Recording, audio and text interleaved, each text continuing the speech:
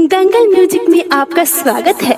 दंगल music channel को subscribe करने के लिए सब्सक्राइब के लाल बटन को दबाएं और नए नए गाने को सबसे पहले सुनने के लिए घंटी को दबाएं।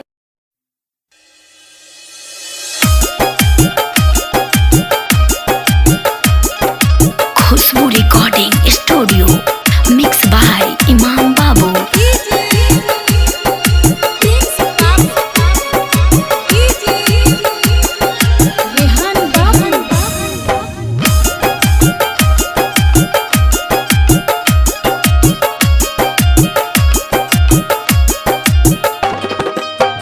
दीवानी पगलिए गो पागल कर गइल, नैन से नैन मिला के दिलवा घायल कर गइल। प्रेम दीवानी पगलिए गो पागल कर गइल, नैन से नैन मिला के दिलवा घायल कर गइल।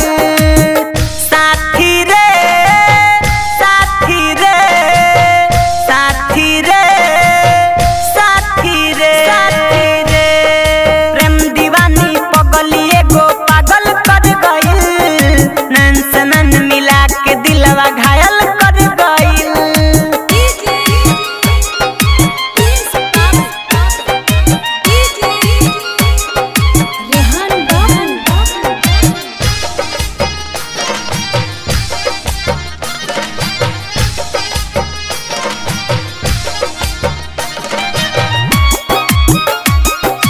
खुशबू रिकॉर्डिंग स्टूडियो कहला बिशनपुरा बाजार मिक्स बाय इमाम बाबू।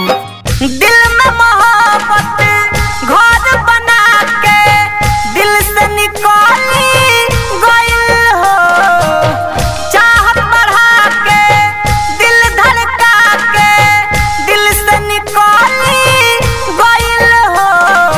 हंसते हंसते मुंह से मुस्की डायल कर गइल, नैन से नैन मिला के दिलवा घायल कर गइल। प्रेम दीवानी पगलिए गो पागल कर गइल, नैन से नैन मिला के दिलवा घायल